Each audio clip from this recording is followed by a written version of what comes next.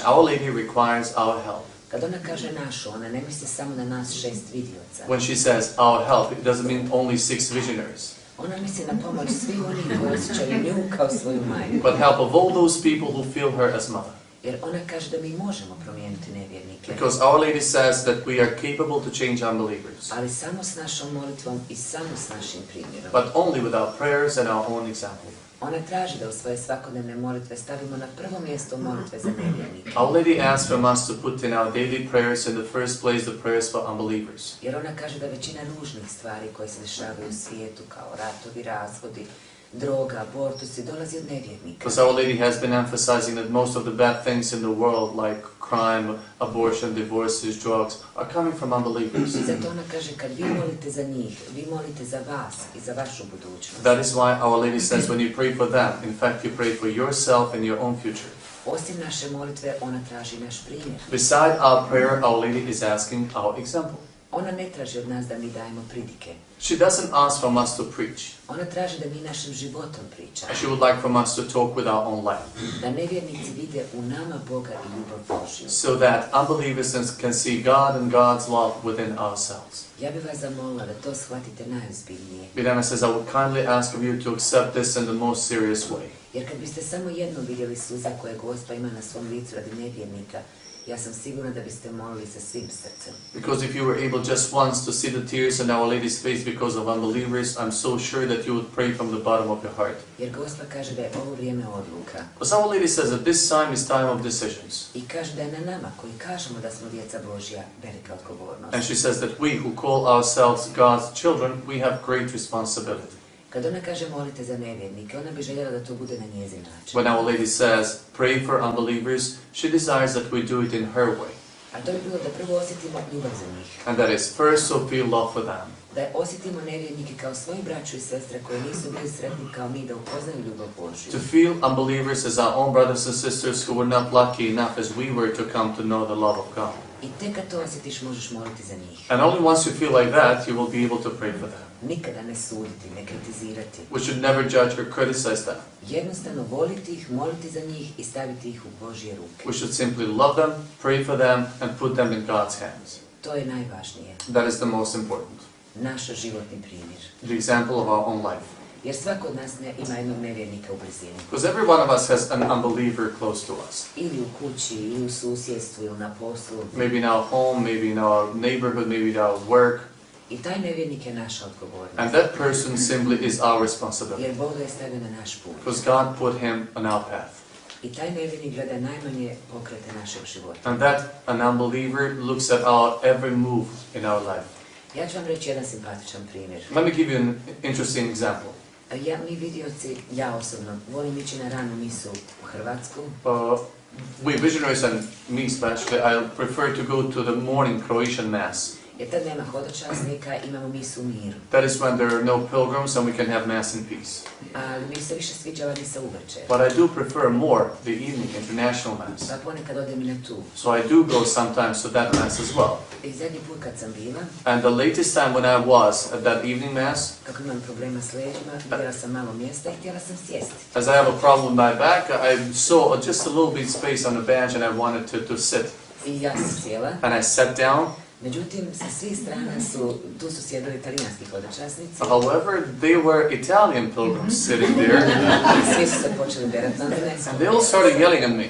Ustani se, to je naša klupa, mi smo prvi došli. Stand up, that is our bench, we were the first to sit here. Ja sam se ustala i šutila sam. I stood up and I kept quiet. Poslije je došla jedna od njih. A little after one of them came I ona me prepoznala. and recognized me. I onda su se ustali, nudili su mi čitavu klubu. And then they were standing up offering me the whole bench to sit. Zašto vam ja to govorim? But why am I talking this to you? Šta mislite da sam ja bila nevjernica koja po prvi put ulazi u katoličku crkvu? Imagine if I were an unbeliever who was entering into a Catholic church for the first time. I unutra su oni koji kažu da su katolici, da poznaju ljubav Božju. And inside of the church I encountered those Catholics, who say that they knew the love of God. Da li bih ja ikad više ušla u katoličku crkvu? After that experience, would I ever come back entering to a Catholic church? I čija bi to bila odgovornost? And whose responsibility would that be? Zato ja uvijek kažem, naši najmanji što činimo u svakodnevnom životu, govori mnogo. That is why I say the least thing we do in our daily life talks a lot about us. Naš primjer, Our example. naše svjedočanstvo Boga. Our witness of God. Gospa svakom od nas 6 vidioca u ovim ukazanjima dala jednu misiju. Our Lady gave to every one of us visionaries, 6 of us, a mission to pray for. Moja misija je molitva za nevjernike. My mission is to pray for unbelievers. Vicka i Jakov moli za bolesne. Vicka and Jakob pray for the sick. Ivan moli za mlade i za svećenike. Ivan for the youth and for the priests. Marija za dušu u čistilištu. Maria for souls in purgatory. I Ivanka za obitelj. And Ivanka for families. Ali najvažnija Gospina poruka koju ona stalno ponavlja je sveta misija. But Our Lady's most important message that she has been constantly repeating is the Holy Mass. Ali ne samo nedjeljom. But not only on Sunday. Ona je nama vidiocima na početku ukazanja da smo još bili djeca rekla. At the very beginning of the apparitions, Our Lady said to us visionaries, ako trebate da birate između viđenja mene i svete mise, uvijek izaberite svetu misu. if you find yourself that you have to choose between attending the Holy Mass or seeing me in the apparition, you must choose to attend the Holy Mass. Jer za vrijeme svete mise moj sin je s vama. Because during the Holy Mass, my son is with you. U svim ovim godinama ukazanja, Gospa nikada nije rekla, molite i ja ću vam dati. In all these years of the apparitions, Our Lady never said, pray and I will give you. Ona uvijek kaže, molite da mogu moliti svoga sina za vas. But she always says, pray so that I can pray to my son for you. Uvijek je Isus na prvom mjestu. Jesus is always in the first place.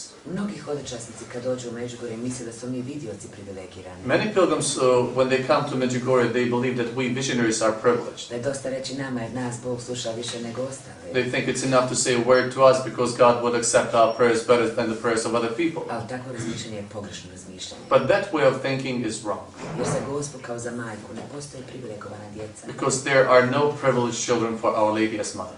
Za nju su mi svi samo njena djeca koja ona bira za različite misije. For her, we are all just her children that she has been choosing for different missions. Nas 6 da preko nas da poruke. She chose 6 of us in order to give the messages. Ali izabrala svi u vas. But she chose every one of you. Jer ona je to i rekla u poruci koju je dala 2. januara. And that is what she said in one of her messages on January the 2nd. Jer ona se obratila hodočasnicima. She was really addressing pilgrims. Ona je rekla, draga djeco, i ja sam vas pozvala. She said, dear children, I invited you. Otvorite svoje srce, pustite mi da uđem. Open your heart, allow me to enter. Da mogu napraviti svoj apostol od vas. In order to be able to make you become my apostles. Isto tako i u poruci 18. marta. Even in her message of March the 18th ove godine. of this year. Ona isto tako rekla da vas treba. She also said that she needs you. Da trebate biti rijeka ljubavi. That you need to be the river of love. Njeni apostoli. Her apostles. Znači da svi imamo istu važnost za našu majku. So we all have the same importance for our mother. Ako je iko privilegiran, kako sam ja razumjela gledajući poruke, But the way I understood when I look at Our Lady's message is if there is anybody who is really privileged, onda su to svećenici. then we can talk about priests. Jer ona nikada nije rekla što oni trebaju činiti. Because she never said what they should do. Ona uvijek kaže što mi trebamo činiti za njih. But always what we should do for them. Ona kaže oni ne trebaju vašega suda i kritike. She says they do not need you to judge and criticize them.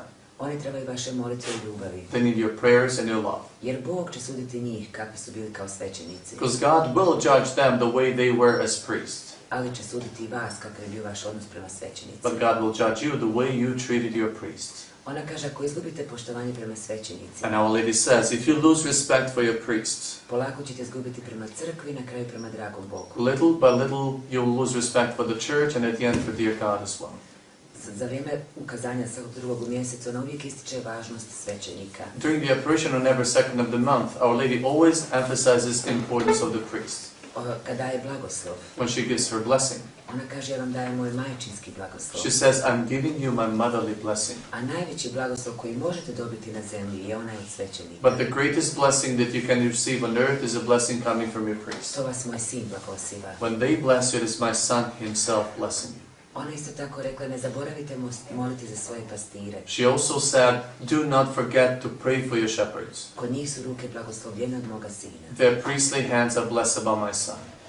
Zato vas molim, kad se vratite u svoje župe, pokažite kakav treba biti naš odnos prema svećenicima. That is why I'm kindly asking of you, when you go back to your parishes, show to others how we should treat and respect our priests. Ako vaš svećenik ne čini kako vi mislite da bi trebalo, And if your priest is not doing the way you think he should do, nemoj ga suditi okolo. do not judge him around. Uzmi krunicu, moli Boga za njega. Better take the rosary and pray to dear God for him. To je način da mu pomogneš. Because that would be the way to help him, A ne sud. and not through judging. Jer suditi može samo dragi Bog. Because only dear God is the one who is supposed to judge.